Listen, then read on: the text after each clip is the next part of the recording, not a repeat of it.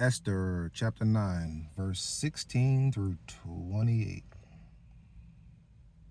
The rest of the Jews in the royal provinces assembled, defended themselves, and gained relief from their enemies. They killed 75,000 of those who hated them, but they did not seize any plunder. They fought on the 13th day of the month of Adar and rested on the 14th, and it became a day of feasting and rejoicing.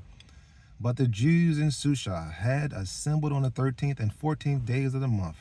They rested on the 15th day of the month, and it became a day of feasting and rejoicing. This explains why the rural Jews who live in villages observe the 14th day of the month of Adar as a time of rejoicing and feasting. It is a holiday when they send gifts to one another. Mordecai recorded these events and sent letters to all the Jews in all of King Ahasuerus' provinces, both near and far.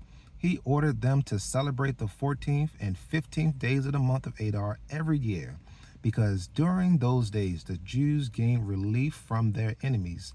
That was the month when their sorrow had turned into rejoicing and their mourning into a holiday. They were to be days of feasting and rejoicing, and of sending gifts to one another and to the poor. So the Jews agreed to continue the practice they had begun, as Mordecai had written them to do.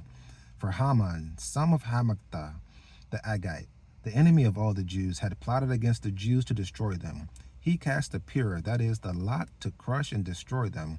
But when the matter was brought before the king, he commanded by letter that the evil plan Haman had devised against the Jews return on his own head, and that he should be hanged with his sons on the gallows.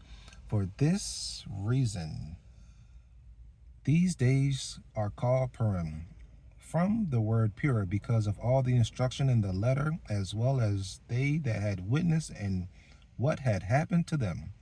The Jews found themselves, their descendants, and all who joined with them to a commitment that they would not fail to celebrate these 2 days in each and every year according to the written instructions and according to the time appointed.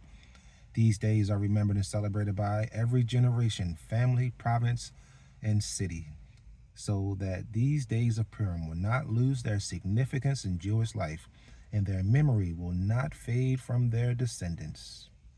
Amen.